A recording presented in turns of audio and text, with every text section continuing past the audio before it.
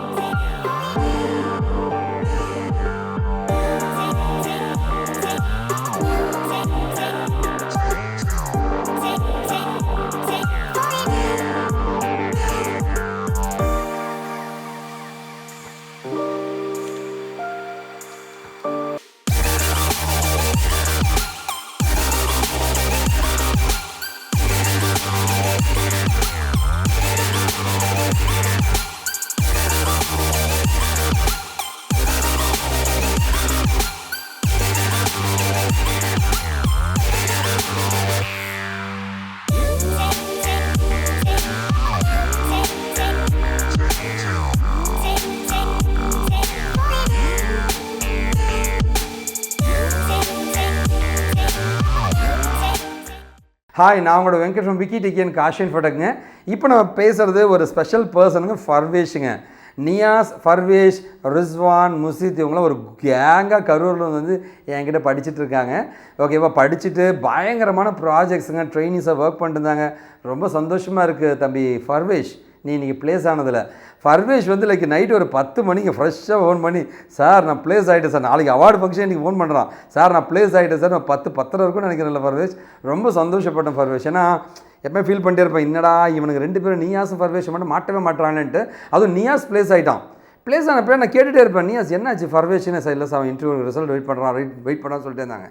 So செம்ம டஃப்பான interview, எனக்கு தெரியும், புளிஞ்சு எடுத்துட்டாங்கன்னு தெரியுங்க. அதில் எப்படியா நீ ப்ளேஸ் ஆன? அதுவும் பெங்களூருக்கு போகிற, பெங்களூரில் ஒரு கம்பெனியில் ப்ளேஸ் ஆகிருக்க, சந்தோஷப்படுறேன் தம்பி. உண்மையாக உன்னோட வெற்றி மிகப்பெரிய வெற்றி தம்பி. இது சாதாரண வெற்றி கிடையாதுங்க, மிகப்பெரிய வெற்றிங்க.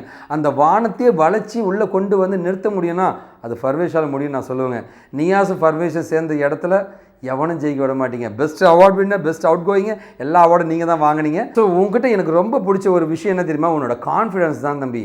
அற்புதமான விஷயம் ஒரு நாள் நடக்கும் என்ற நம்பிக்கையுடன் ஒவ்வொரு நாளும் போராடு, நீ ஜெயிப்பது சரித்திரமாக இருக்கும்னு சொல்லுவாங்க. அந்த மாதிரி நீ சரித்திரத்தை படைச்சிருக்க. உன்னோட கான்ஃபிடன்ஸ் இன்றைக்கி உன்னை ஜெயிக்க வச்சிருச்சு தம்பி. உன்னோட ஹார்ட் ஒர்க் உன்னை ஜெயிக்க வச்சிருச்சுங்க. உன்னோட செல்ஃப் கான்ஃபிடன்ஸ் அண்டு உன்னுடைய டெடிகேஷன் ஜெயிக்க வச்சிருக்க. உன்னோட ஆட்டிடியூட் உண்மையாகவே வந்து நியாஸும் லைக் ஃபர்வேஷும் அவ்வளோ நல்ல ஆட்டிடியூடான பசங்க. சந்தோஷப்படுறேன் தம்பி, வாழ்த்துக்கள் தம்பி. நானும் இந்த கம்பெனி ஒன்று வாழ்த்துறோம்.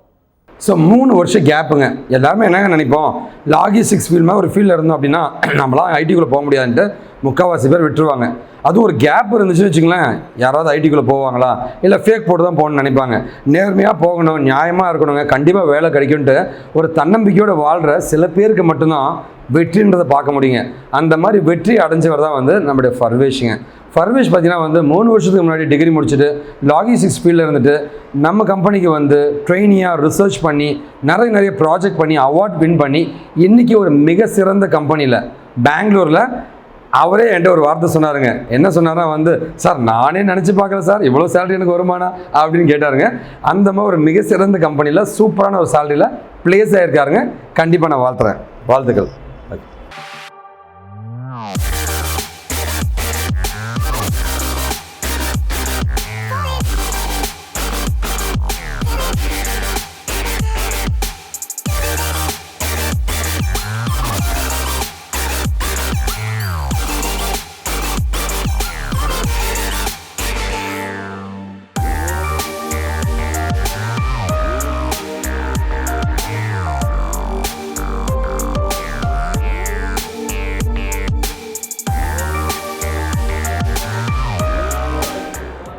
ஹாய் ஃப்ரெண்ட்ஸ், என் நேம் ஜாவித்.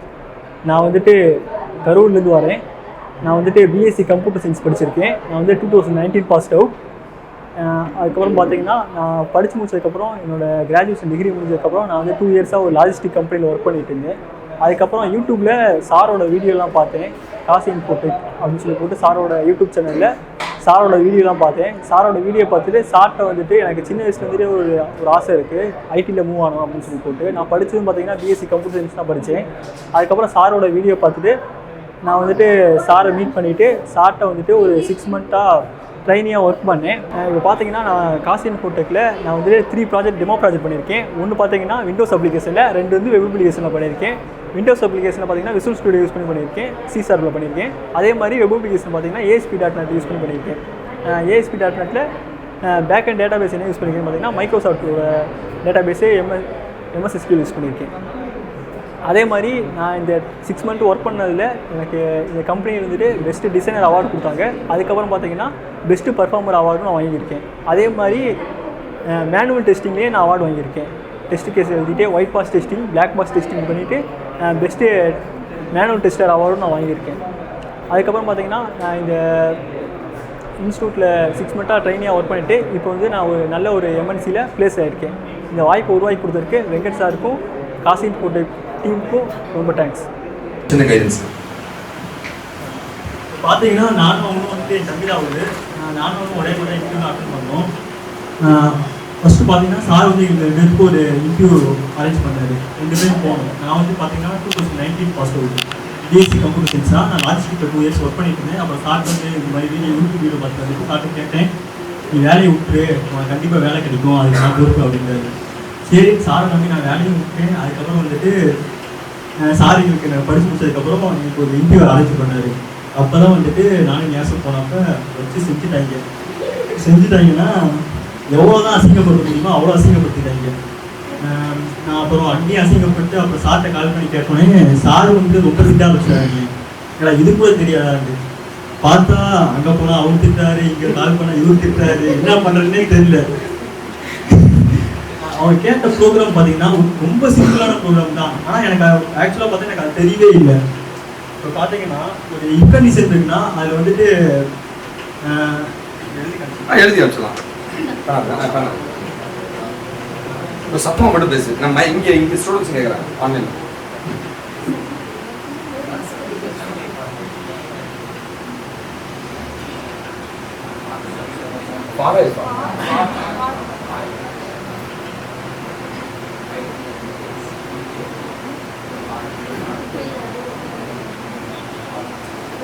அவங்க இந்த கேட்ட ப்ரோக்ராம் எப்படின்னா, இப்போ இதில் வந்துட்டு ஒரு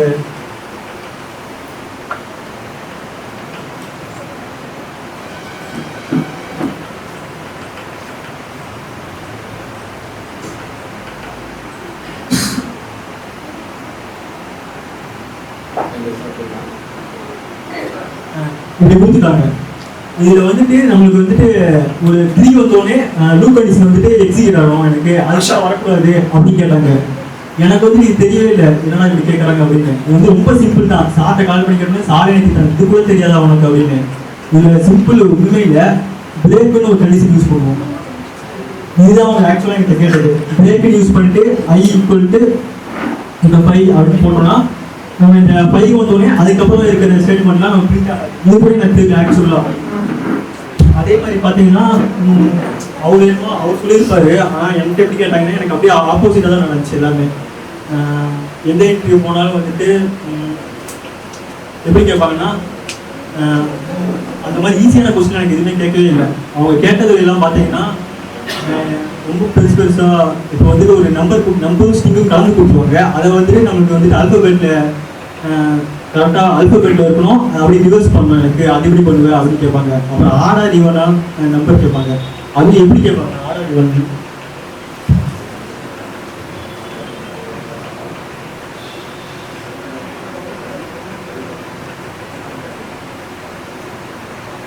இப்படி ஒரு நம்பர் இருக்குன்னா இது எல்லாமே ஃபர்ஸ்ட் வந்துட்டு கரெக்டாக 1, 3, 7, 10, 11 அந்த மாதிரி ஃபஸ்ட்டு வந்துட்டு மெயின் ஆகணும். அதுக்கப்புறம் வந்து அந்த நம்பரை அப்படி ரிவர்ஸ் பண்ணணும். இது எப்படி ப்ரோக்ராம் பண்ணுவேன் அந்த மாதிரி கேட்டாங்க என்கிட்ட.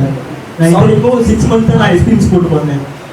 அதுக்கே வந்துட்டு எனக்கு இந்த அளவுக்கு கேட்டாங்க. அப்புறம் ஸ்டோர் ப்ரொசீஜர் வந்துட்டு எனக்கு கொடுத்த ஆப்ரேஷன் பார்த்தீங்கன்னா ஒரு த்ரெட் ஆப்ரேஷன் ஒன்று கேட்டாங்க. த்ரெட் ஆப்ரேஷனா அப்டேட்டு, டிலேட்டு, சேவு, அதுக்கப்புறம் வந்துட்டு ஃபைன் பண்ணுறது. ஏஎஸ்பியில் அதை எப்படி பண்ணுவீங்கன்னு பார்த்தீங்கன்னா ஏஎஸ்பியில் வந்துட்டு ஃப்ரண்ட் அண்ட் டிசைன்லாம் பண்ணி முடிச்சுட்டு பேக்கெண்டில் வந்துட்டு ஸ்டோர் ப்ரொசீஜர் கிரியேட் பண்ணிட்டு SQL ரெண்டையும் கனெக்ட் பண்ணணும். இந்த மாதிரி ஒரு சிம்பிள் இந்த மாதிரி ஒரு ப்ரோக்ராம் இருக்கும். இது வந்து ஒரு ரொம்ப பேசிக் லெவலில் கேட்பாங்க. நீங்கள் இது கூட தெரியாமல் இருந்தீங்கன்னா எந்த கேள்வியுமே நீங்கள் கிளியர் பண்ண முடியாது. அதே மாதிரி என்னென்ன கொஸ்டின் கேட்டாங்கன்னு பார்த்தீங்கன்னா அவர் சொன்ன மாதிரி அதெல்லாம் எனக்கு எதுவுமே கேட்கவே இல்லை. அவர் கேட்டது எல்லாமே ஈஸியான கொஸ்டின் தான். எனக்கு கேட்டது எல்லாமே இந்த ஊப்ஸ் கான்செப்டே எனக்கு கேட்கவே இல்லை. ஊப்ஸ் கான்செப்ட் தவிர மற்ற எல்லாமே என்கிட்ட கேட்டாங்க. பாஸ்னா என்ன, வியூனா என்ன, நியூ டேட்டானா என்ன, டெம்ப் டேட்டானா என்ன, அப்புறம் வந்துட்டு ரெண்டுக்கும் எப்படி சின்டாக்ஸ் இருக்கும், இன்டர்ஃபேஸை வந்துட்டு உங்கள் ரியல் டைம்லேயே உங்கள் ப்ராஜெக்ட்லேயே எப்படி யூஸ் பண்ணுவீங்க அப்படி தான் கேட்பாங்க. அது நம்ம எப்படி சொல்கிறோன்னு நீங்கள் ப்ராஜெக்ட் பண்ணி பார்த்தா மட்டும் தான் தெரியும். நீங்கள் ப்ராஜெக்ட் பண்ணாமல் இருந்தீங்கன்னா இல்லை உங்கள் டீமில் 4 பேர் இருந்தீங்கன்னா நீங்கள் 4 பேர் சேர்ந்து பண்ணுங்கள். அப்போ தான் வந்துட்டு அது எப்படி பண்ணுறதுன்னு உங்களுக்கு தெரியும். நீ ப்ராஜெக்ட் என்ன எப்படி பண்ணுங்க? நாங்கள் பண்ண ப்ராஜெக்ட்லாம் பார்த்தோன்னா நியாஸ் தான் பண்ணுவார். நான் வந்துட்டு எப்படி சொல்கிறது, அந்த ஃப்ரண்ட் அண்ட் டிசைன் ஈஸியான வேலையெல்லாம் நான் பண்ணிடுவேன். காப்பி பேஸ்ட் பண்ணுறது, யூடியூப்லேருந்து அப்படியே டெம்ப்ளேட் போட்டு எடுத்துறது, அந்த மாதிரி வேலையெல்லாம் நான் பண்ணிடுவேன். உள்ளுக்குள்ள கோடிங் அடிக்கிற எல்லாமே பார்த்தீங்கன்னா அவர் தான் பண்ணுவார். எனக்கு இந்த ஒரு வாரத்துக்கு முன்னாடி இருக்கும் ஸ்டோர் ப்ரொசீஜர் எப்படி கிரியேட் பண்ணுறதுன்னு எனக்கு தெரியாது. அதுக்கப்புறம் ஒன்று சொல்ல மாட்டேன். இப்போ நீங்கள் 2 பேர், இப்போ ஒரு ரூமில் ஒரு 4 பேர் இருந்தாலும் நீங்கள் இன்டர்வியூ போனீங்கன்னா உங்கள் ஃப்ரெண்ட்ஸ்க்கு யார்ட்டையுமே நீங்கள் ஷேர் பண்ணிக்கவே கூடாது. ஏன்னா சார் சொல்லுவார், நான் இப்போ நம்பவே இல்லை, என்ன இருந்தாலும் சரி ஃப்ரெண்ட்ஸ்க்கு சொல்லணும், இதெல்லாம் நம்ம ஒன்றா தான் படிக்கிறோம் அப்படின்னு. பார்த்தீங்கன்னா எனக்கு ரீசெண்டாக ஒரு 3 டேஸ்க்கு முன்னாடி எனக்கு லைஃப்பில் அப்படியே நடந்துச்சு. என்னென்னு பார்த்தீங்கன்னா நான் வந்து தனியாக அப்ளை பண்ணி தான் போனேன். போகும்போது நான் ஒரு கம்பெனியில் வந்துட்டு என்னை செலக்ட் பண்ணிட்டாங்க ஆக்சுவலாக.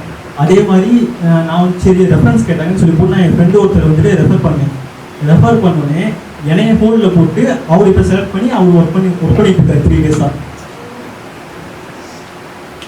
அது முக்கியமாக பார்த்துக்கோங்க. ஃபஸ்ட்டு நீங்கள் ப்ளேஸ் ஆகிற வரைக்கும் யார்ட்டையுமே சொல்லாதீங்க. ப்ளேஸ் ஆகிட்டு ஆஃபர் லெட்டர் வாங்கிட்டு ஜாயின் பண்ணிடுங்க. அதுக்கப்புறம் நீங்கள் வெளியே சொல்லுங்கள். சூப்பர், இது ரொம்ப முக்கியமான. Thank you for